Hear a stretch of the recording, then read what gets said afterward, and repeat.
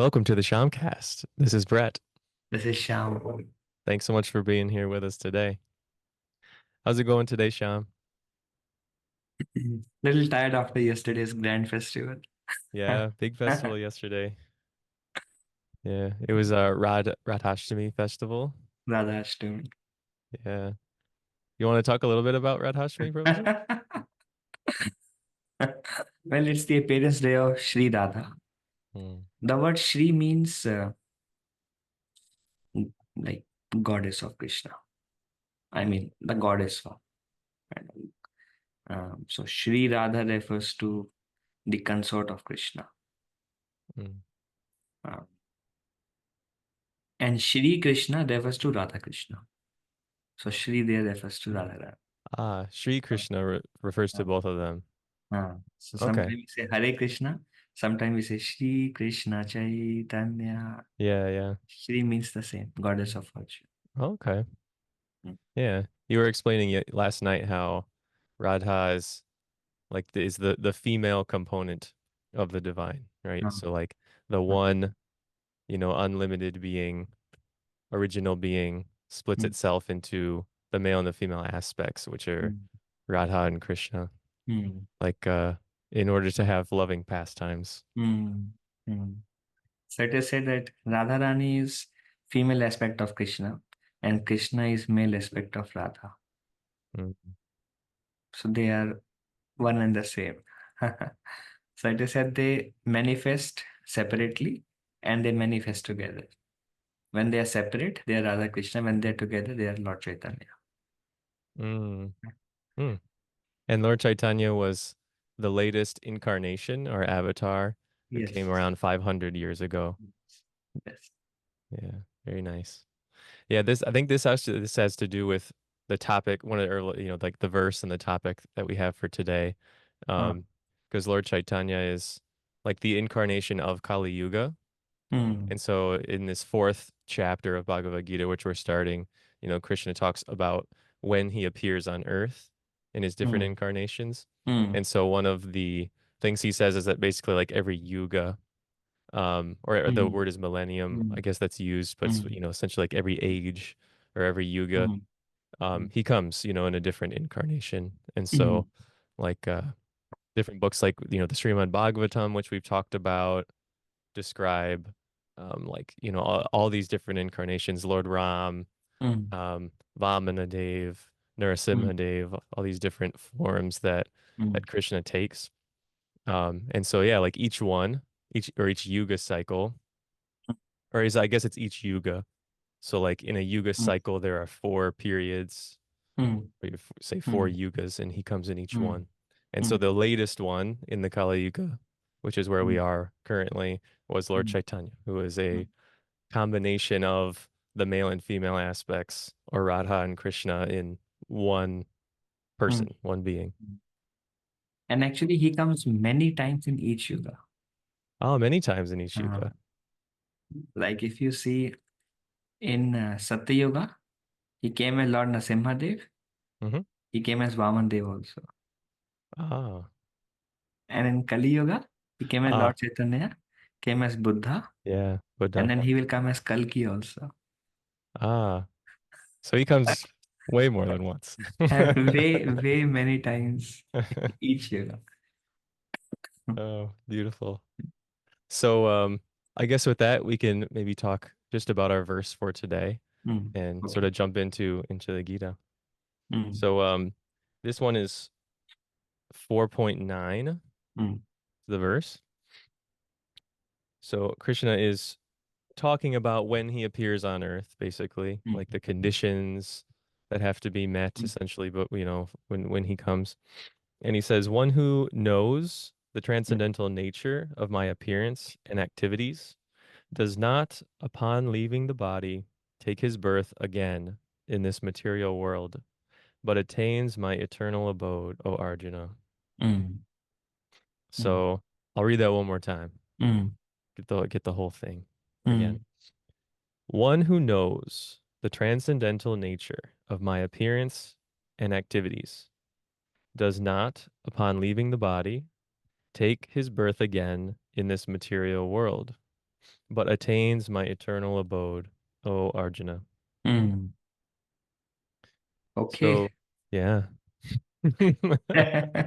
So the first thing, at least that he says, is the transcendental nature. So basically one who Mm. knows and understands the transcendental nature of my appearance and activities. Mm. So I guess my first question to you, Prabhuji, would be like, how do we understand the transcendental nature part?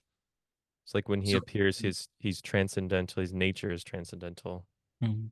So some of the audience may not have heard the word transcendental. It is one Mm, of those words that we hear after reading these spiritual books. So transcendental means spiritual. Like we'll discuss about the three modes. So there is mode of goodness, mode of passion, mode of ignorance, and everything and everyone in this world is bound by these three modes. So one who is beyond that, the three modes, free from no influence of three modes, is completely spiritual or transcendental. So the word trans means completely absorbed in divine. So transcendental comes from there. mm. So when he says that um his appearance is transcendental, Mm. um I guess there's one thing that it makes me think of. Mm. I'm sure that there are many other parts, or other things you'd Mm. have to say, but one thing that is taught is that, like when Krishna comes down, Mm.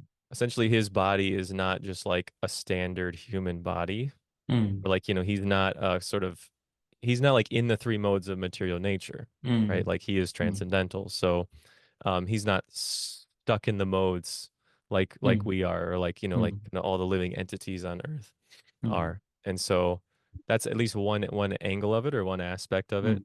that I could at least say is Mm. that, Mm. his body is not like a regular material body Mm. like we have. So, um, further expanding on this, it is mentioned like human bodies, they are made up of like there is skin, there is blood, there is heart, there is lungs, and rib cage, and I don't know, everything is there inside. If you open, there's so many things inside. But Krishna's body is spiritual. Like we have a soul and we have a body.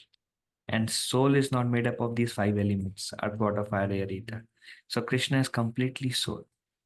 His whole body is like Mm, it's made up of soul only, like it's completely spiritual. So another way to see also is um, human body is the body we get is based on our karma, and this body is forced upon us by the nature based on what we think. It is mentioned in Bhagavad Gita, whatever we remember at the time of death, that decides our next birth. And then we are forced to take a birth. So Krishna is not forced to take a birth. He appears when he likes. mm. Boss is the boss. When he likes, all right, I'll Yeah. come. Reminds me of when like a lot of time like teenagers will complain like I didn't choose to be born, or like that'll be a thing that we say, like if we're upset at somebody, especially like if kids are upset at their parents or something, like, I didn't choose Mm. this, Uh, and so it's like, yeah, that's the situation that we find we are ourselves it. in. Yeah. Uh, But when Krishna appeared, it's like he chooses to at a like specific time for a specific reason, right? mm. And also there is a human body has disease, has old age, has death. So Krishna has no disease, no old age, no death. Like no disease, no old age means he was always 16.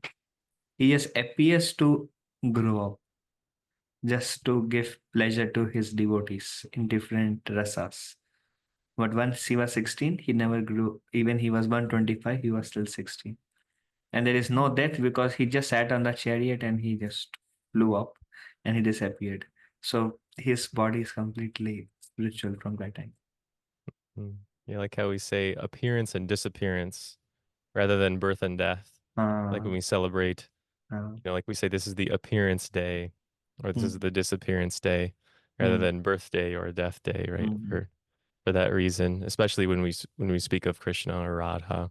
Mm. Um, Mm. and we have one of the devotees who comes to Krishna Community Center. Her name is Kiran Devi. Mm. Um, and she spent a couple of years in India, um, and I think just got back earlier this year. So recently she's been there, and she's studied a lot, I guess, more about Lord Ram than Mm. any other sort of Mm. avatar, and Mm. sort of knows more about Lord Ram. And Mm. I remember her saying once, because like as she has come here, she started to learn more about Krishna, and that Mm. all of his pastimes and everything. And um, one of the things that she commented on was just how, like, like you mentioned, Krishna is eternally young. Mm. And you said this last night as well. Radha is eternally young as well. Like they're Mm. just doesn't like they don't age. Mm. They sort of like grow up and they get to a certain point, and they're still very young and vibrant, and they Mm. stay that way, right, for their Mm. lives. So um, Kieran was just saying, like, Lord Ram, um, a lot of people, or like the people who worship Lord Ram, who are Mm. like Ram devotees, they like that aspect of how he's portrayed as like the perfect person in many ways, like the perfect king, perfect Mm. husband, perfect Mm. father. He's got all this responsibility on him, to Mm. rule this kingdom. He makes all the right decisions. Mm. The warrior, he fights in battle, Mm. saves, his wife, Mother Sita, from Ravana, who steals her. Mm. And so, there's like a lot of celebration of that aspect of to Mm. the divine, like this is Mm. the person who's in charge. This is the ruler. This is just Mm. like the person who everybody loves so much, as the king who takes care of Mm. everybody in that way. Mm. And she was just saying that, like she was, it's like I'm really starting to see how, with Krishna, like he's young, and he's like he doesn't have those worries of the Mm. the world on his shoulders, like he's a Yes. cowherd boy and Radha's a cowherd girl. Um, and they just like they go out every day and they have fun. They play with the cows, they run around, they play with their friends. Um, very like sweet, like Mm. young, like innocent person Mm. pastimes.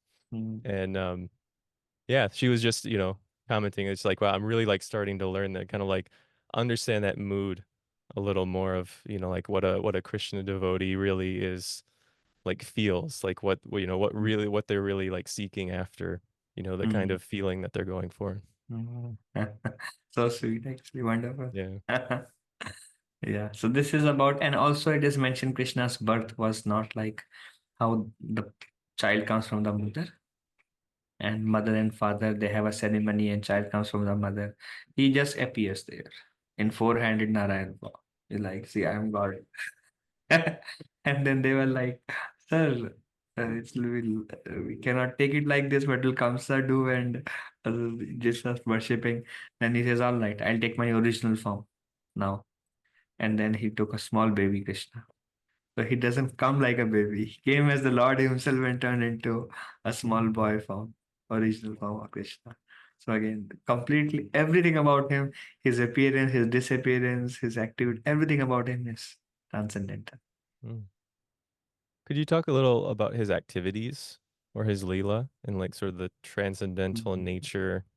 Because we talked some about, the appearance itself, but the pastimes that he engages in, those activities. A lot of times we're told, It's remember tough. that this is like not, we're not just talking about like a regular person or a regular Um, boy who's doing these things. So yeah, can you talk about that, Prabhuji? it's a tough part to speak about. Maybe just, one example or two. Uh, so conceptually, we can understand that how a living entity, like the relationship in this world, is motivated by attachments, material attachments. But relationship with Krishna is motivated by pure love. There is like here, everything is controlled by the three modes. Mode of passion has a particular effect, mode of ignorance has a particular effect. There, everything is motivated only by pure love. Mm. And it's not physical by nature, it's a love between the Lord and a devotee. It's like everything is completely on a different level. It's like complete two different planes entirely, but they look alike. If we see from our perspective, looks like, yeah, I can understand. But then we won't be able to understand. We can understand the pastime, but we won't be able to understand the nature of the pastime. That is very difficult. We can Mm, hear and we can understand and we can speak and make sense to us, but then we cannot understand the nature of those pastimes. So Krishna says, one who understands the nature of that pastime, he'll go back to him. Wow. mm, So by hearing, cannot understand the nature of that pastime. mm. Yeah, I guess whenever I hear a story or a pastime, um, a lot of times, especially, when the speaker is like very knowledgeable, they'll talk about, like they'll sort of like start peeling back the layers of the story. Mm, Like this is just the story at face value, but mm, then here's some more backstory to it, and then here's some mm, more backstory to it. mm, And then a lot of times people say, well, they might say like Krishna did this for this reason, but really he was doing it for that reason. But mm, then he had an even bigger, like a different reason behind that, mm, Um, like in this fourth chapter, um, Krishna says like when the principles of religion or when dharma is sort of like not so good on earth, mm, basically when it's, mm, things are not so like that's one of the reasons why I come, mm, back or come down to earth. Um, to get rid of the bad forces to help the good forces essentially. mm, And a lot of times people will say like, really he comes down like to please the devotees. He really comes down to please the people who, are like want him to come down, mm, who are acting in service. And then sometimes they'll say, but really he just comes down because he wants to, because it's for his pleasure. Like he finds it pleasurable to, come down and just engage in activity. And mm, so it's like I don't know, that's what I think of anyway. Like transcendental activities, it's very hard. Like the word transcendental is very hard to understand by its nature, mm, right? But mm, those types of stories where it's like you can just keep peeling it back, the way that they say that all these literatures, like the more you read them, the more you understand. They don't mm, like grow old like mm, many like a regular story mm. might. So Yeah. in India, some people, a small class of people, they criticize Krishna also. Mm, And they said like, oh, Krishna has so many queens, and Krishna performed in these dancing pastimes with so many young girls. So they were like, Krishna did that and Krishna did this. So they have kind of they when they are criticizing Krishna, that one person I was giving a talk was glorifying Krishna. And they said, why do you guys consider Krishna as even one of the God? He's not telling he's a supreme God. He's telling how can you even consider Krishna as even one of the God? Means that kind of views some people have. And obviously that's because they are considering Krishna's pastimes on a material level. And they think the reason I would want to marry maybe few women, that's the same reason why Krishna married few women. And the reason I would like to dance, that same reason Krishna would dance. The reason why I would like to steal the clothes, the same reason Krishna stole the clothes. So they hear, but then their reasoning of hearing or their thought about Krishna's consciousness, they are putting their consciousness into Krishna's consciousness. And they think me and Krishna are on the same level. And the reason I would do something the same way, the same reason Krishna did some things. So for me, this is not very good thing. So he was not a very good. He didn't do very good thing. So it's mm, like many people they paint Krishna's pastimes and they paint it in a way from a material consciousness. So Krishna is like the most misunderstood supreme personality of God. But then Krishna doesn't care. Krishna just have loving exchanges and fulfill the loving desires of his devotees. He just reciprocate with his devotees. He doesn't care what people think of him. All he cares is he want to serve his own devotees as the Lord of all that be. So it is very hard to understand Krishna's pastimes. And that's why it is said that Krishna's pastimes, his activities are transcendental. Is like it's that's why Srila Prabhupada says very carefully approach Krishna. It is said that the first thing that we should hear about Krishna is Krishna's divinity. And then Krishna's sweetness is later. Krishna's divinity is first. So first, before we enter Krishna's sweetness, first we understand, or he says, everything rests upon me. Earth, water, fire, air, ether are my inferior energies. All living entities are my part and parcel. Everything emanates from me. All these universes emanate from me. So first is good to understand whom are we discussing about. The person who can lift Govardhan and the person who punish Indra and the person who humbles Brahma. So you're talking about not a person like us. Talking about a supreme person here. So that helps us to understand, okay, Krishna is great. Prabhupada says Krishna is not just great. It takes a lot to understand how great Krishna is. He is so great that we cannot understand how great Krishna is. He's so great. And then when we talk about his sweetness, the sweetness level is actually the highest goal. But then we want to elevate ourselves to that state that we can understand their sweetness level. Mm. But Prabhupada had another thing about Krishna's pastimes is anybody who hears about them will become purified. And Prabhupada saw that people have natural tendency to watch movies and to there is violence and there is love. That's what my spiritual master says. Two things are there in the movies: violence and love. That's all. And people read novels and people read so many things that are very attractive and pleasing. And Krishna's pastimes are beyond all attractiveness. So Prabhupada wrote Krishna book. So Prabhupada's intention was they anyways are used to hearing and watching. So Krishna movie, Krishna book, then if they hear about Krishna, their heart will become purified. But the difference between hearing about this word or people in this world, hearing about Krishna, when we hear about activities of people in this world, it contaminates our heart. We become further incriminated or entrenched in the three modes. But when we hear about Krishna, it elevates us, makes us pure. So how can, by hearing about somebody become pure, how can his activities be impure? How is it possible if there is any impurity in the activities? By hearing about them, we become pure. So they have to be supremely pure. Just by hearing them, we have become transcendental ourselves. It's very difficult to understand the transcendental nature of Krishna's activities. If it was an easy qualification, then everybody would have been back to Godhead. Krishna is one who understands. If everybody understands. Another aspect, one last aspect I would like to mention on this is we cannot understand the transcendental nature of Krishna's activities unless we become transcendental. Because we always see the world from the glasses we wear.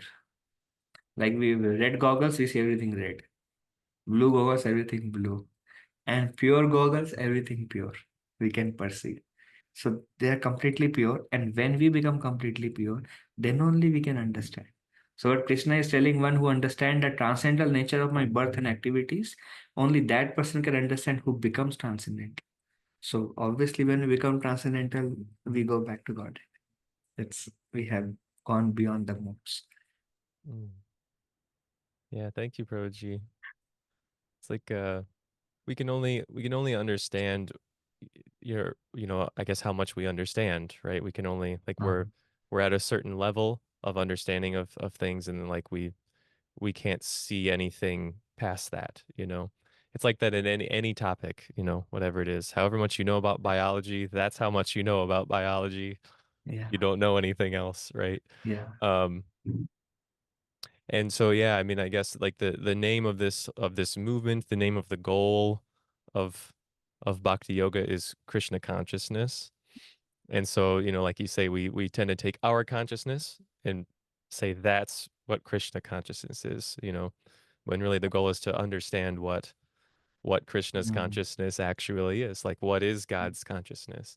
mm, Um or Christ's consciousness as Christians say, or there's many different ways of like phrasing that, but it's like mm, what is that consciousness? That's what we're seeking after.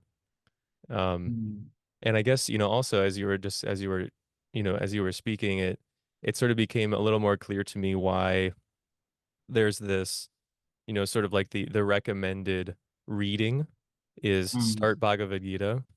mm, That you read Bhagavad Gita, you see Krishna as more as that like the great one, like mm, the unlimited, and we'll see in chapter 11 he shows Arjuna the universal form.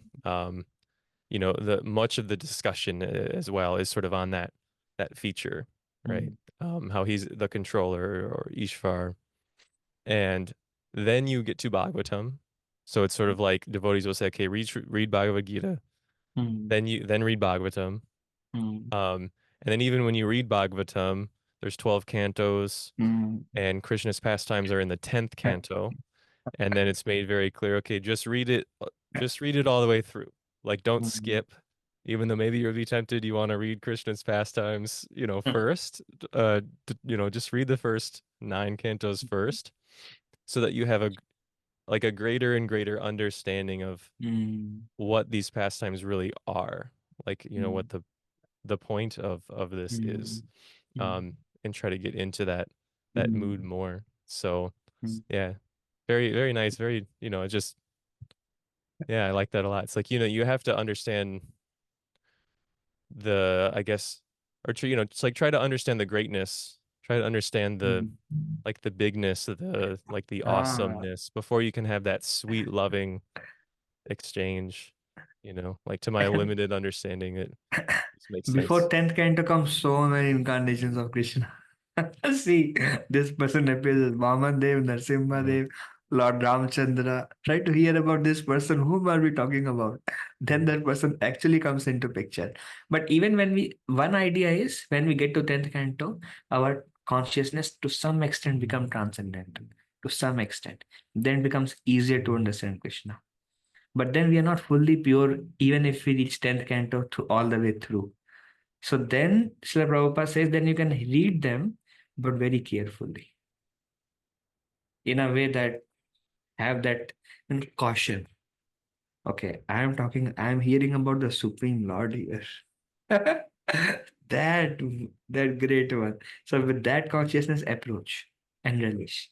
And when we become more and more pure, and when we are completely free from the three modes, then we can freely read and we completely see Krishna as on a completely transcendental level. mm, mm. And so in this verse, Krishna is saying that one who knows those things, right? One who Mm, knows the transcendental nature of my appearance and my activities, once they leave the body, that's, I guess, another point he's bringing up. Like it's not dying, it's not an end. It's just, it's the movement of the soul. You leave the body. mm, And so he's saying that person doesn't go back to the material world. mm, So what this the description that he made in chapter 2, where the soul like sort of changes bodies, like we change mm, clothes. mm, He's talking about the end of that mm, process, right? mm, You leave the body mm, and then you don't return to the material mm, world, right? mm, And that's someone who really understands mm, these activities, or the mm, the nature of his appearance. mm, And then he says that person attains his eternal abode. That's how the mm, verse ends. mm, So, could you just talk about, what is taught a little bit about like what is that abode that he's referring to mm, here, Prabhuji? mm. So two thoughts comes to my mind. One is changing body is undesirable. Mm-hmm. Another thing is Krishna is describing a problem. This is very important. Throughout Bhagavad Gita, like for us to do something, First, we have to be motivated to do it. Like, for example, if somebody says you have to work this 8 hours every day, then they say if you work for 8 hours, then no more poverty and you can pay your bills very nicely and you can have a comfortable living and you get some earnings. So then people are motivated. Oh, if that is what I'm going to get, then even though if I don't want to, I'm still willing to work 8 hours. So it's like there has to be some motivation to do something. Other like, okay, if there is 10 hours drive, who wants to drive 10 hours? Never. But then you go to Niagara Falls, which is like this. Oh, okay, then I'm gonna drive 10 hours. So it's like there is a motivation. There is a, I mean, okay, how many of us like to fast or not eat pizza or not eat pasta or not eat like creamy, nice sweets and gulab jamuns? Just eat those things. We all want it. But then there is a problem that says, well, there is heart disease and there is diabetes and there is all these things. And you're like, okay, then I must control. These things are not good for me. I maybe take them in limit only. They're not healthy. So people are doing so much austerity because they know that there is a problem there. So Mm, likewise, Krishna is describing a problem. This is very important. Krishna does not describe any other problem. Krishna motivates ones to take bhakti by describing only one problem every time. And that problem is you have to take birth again. But the thing is, we don't see that as a problem. You ask anybody, hey, death is a problem. You don't have to take birth again. What's the problem in taking a birth again? Here are 8.4 million species and there is dog and there. What's the problem in becoming a dog? What's the problem in this? So what Krishna is describing as problem, Krishna is describing a problem and Krishna is telling if you do this, then you will break this. You will be free from this problem and you will come to me. But then we don't see that as a problem. That's where people have a disconnect with Bhagavad Gita. And later on also Krishna says, see the Janma Mrityu Jara Vadi Dukha Doshana Darshana. See the fault in death, old age, disease. They are forced upon all of you. Why? Who wants to become diseased? Who wants to die? Who wants to grow old? Nobody. But then these are forced upon us. And then again, and then again, and then again, and then again. And there is a way you can escape all these things. So Krishna is telling, try to see the fault in these things and try to get out of this material world. But most people don't see that as a problem. So Prabhupada always says, in this way, you can go back home, back to Godhead and perfect your life. So Prabhupada was again describing those as a problem. And repeatedly, this is his fourth chapter, and Krishna is telling about this. See this as a problem. So Krishna is, so that's one thing is see that as a problem. Another thing Prabhupada says is see a pessimistic view of this world. Today, somebody sent me a video. That video, one person he was telling, I was shocked actually. He was telling, what is the need to go to heaven? And then he's telling, people want to go to heaven because they don't see heaven here. Heaven is here. God has given us vegetation, God has given us fruits, God has given us wind, God has given us so many wonderful people. So everything is so nice. So what's the need to go to heaven? Heaven is here. So he's having an optimistic view of this world, mm, that this world is great. But Krishna is giving a pessimistic view of this world. Krishna is telling, Janma, birth, old age, disease, and death, dukkha, dosha. See the fault in that. You see the difference? How people are like, just be happy here. Means it's okay if you're gonna die. It's okay if you're gonna get disease. It's okay if you're gonna old. It's okay if you become a dog or a cat. It's fine. I just keep suffering. Keep suffering. What is this? so, so there is a disconnect. People are trying to have an optimistic view of this world. And they're trying to convince themselves this is good. No need to worship God. No need to do anything else. Just. They don't say, but we say just suffer. Krishna says, Dukhalya Shashvata. Everything in this world is temporary. And every attachment in this world leads to misery. mm, Srimad Bhagavatam is full of so many stories about that. But people are trying to have an optimistic view. And Krishna is giving a pessimistic view. See, then, like Krishna is telling, that way you can escape that. Means Krishna is thinking that we'll be very motivated if somebody is really in that problem, na? And then Krishna says, through this, you can escape this. They're like, wow, finally got to know what to do. But then it's like people who are hungry. They read this and they are so motivated because they understand the nature of this world. Those who don't understand, they don't understand. So one thing that I'm thinking as you're speaking, Proji, like again going back to the level of consciousness that we have, right? And Mm, the level of consciousness that we're sort of seeking, mm, trying to attain.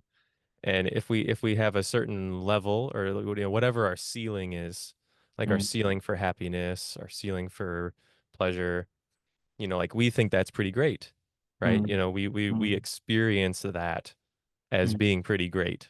mm, Um, but I guess the whole point of Krishna consciousness is that Krishna's consciousness is completely unlimited, always mm, expanding, like, Satchid Ananda, right? Ever mm, blissful, like eternally more and more blissful. mm, And so if you can like you can't really even compare the unlimited to something that is limited.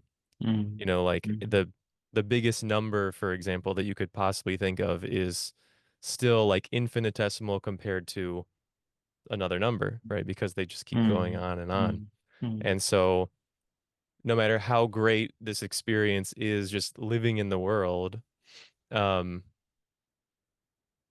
like I guess without a spiritual practice, without, mm, spiritual goal, mm, it just can't compare to mm, what like Krishna consciousness is, right? To being one of those people who he's saying, their consciousness, they understand, mm, what the nature of my appearance, my activities are, right? If you really understand that, it's just like, so high. mm, mm, So that's how I guess how I think of it. It's like, yeah, we experience this level as being so good, mm, and there's so much, beauty, so much, mm, but I guess it's like if we're attached to that, right? If mm, we're attached to that stuff, then it's like we lose it eventually.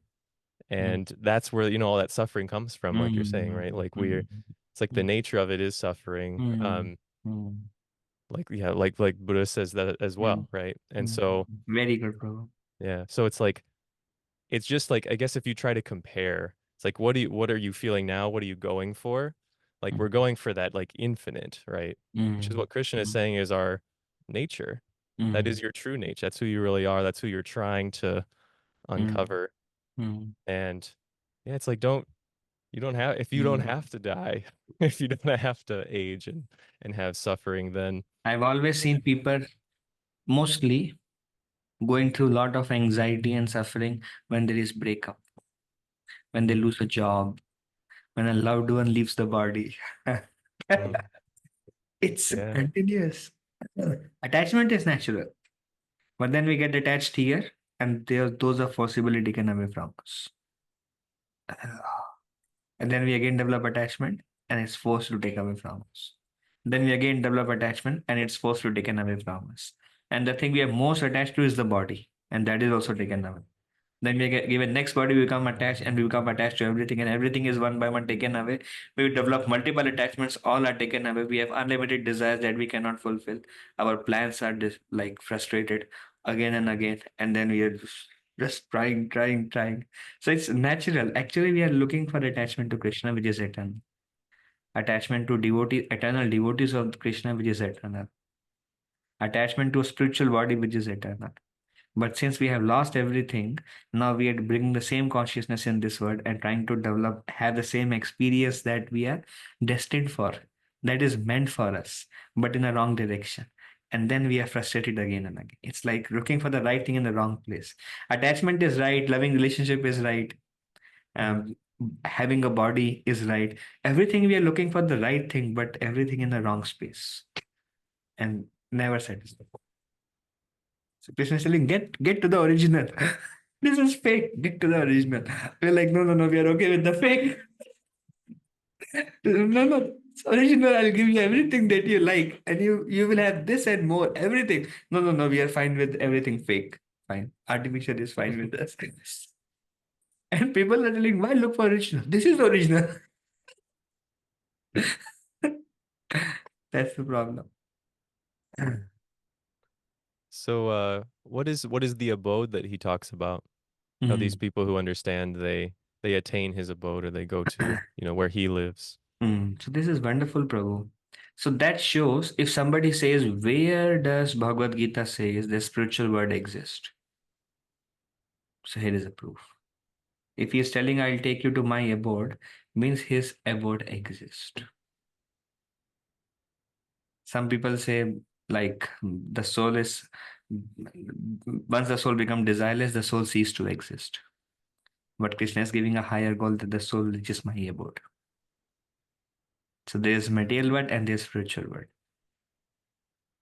And spiritual world has multiple planets actually, and the topmost planet in spiritual world is Krishna's planet because he's the supreme lord.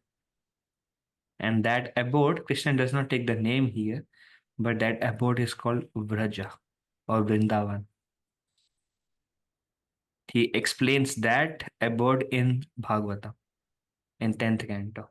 He explains everything about the transcendental nature of that place, the dust of that place, everything, the beauty of that place. Also, third canto describes about the description of kingdom of God, how the birds are there, how everyone is non-envious, how everyone loves the Lord, how everyone has deep loving relationships, how everything is eternal there, how the bodies are extremely beautiful and young, and how still the love is only for the Lord, how there are no material contaminations. So that description is there. But Bhagavad Gita is like just a short snippet. So Krishna says, then you will come to my Mm. abode. Yeah, this is like well, so like, a lot of us understand we have a conception of heaven.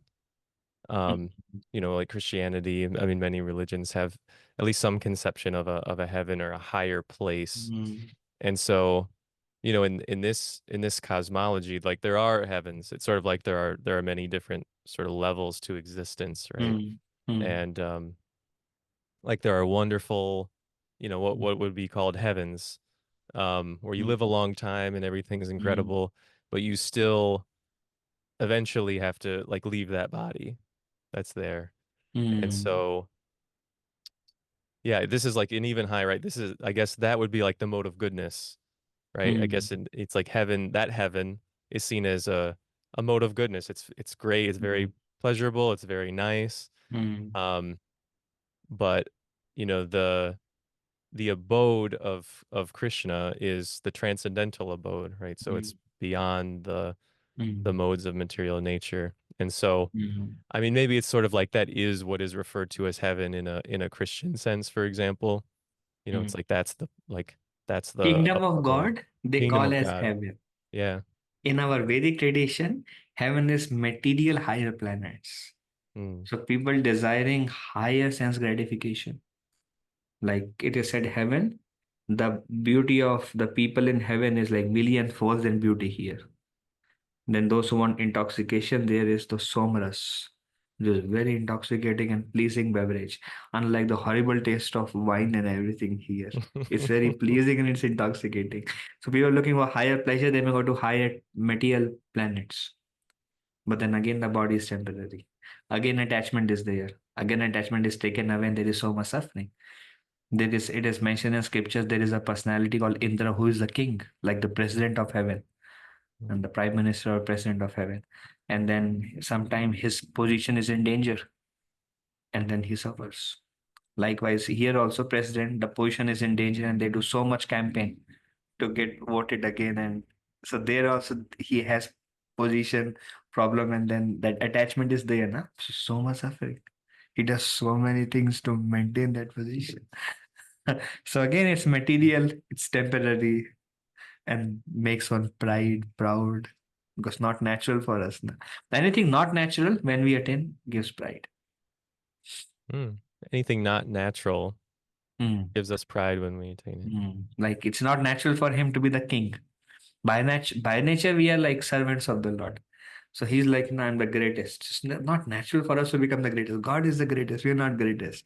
But when we try and then we are put for a few minutes and then we feel I'm greatest, and that pride comes, I'm better than others because it's not natural position for us. Nobody becomes proud if he feels I'm servant of everybody. Then he sees others are great. and I just want to serve them. Mm, mm. Beautiful, Proji.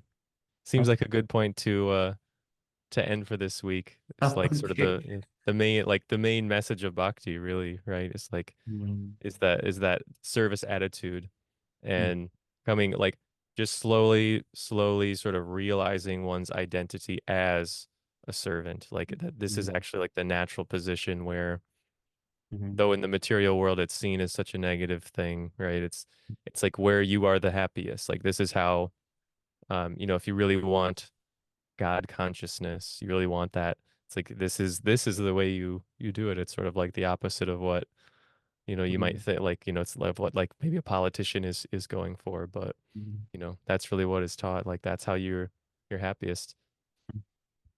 Amazing. So thank you all for joining and listening. Tune into next week. Bye for now.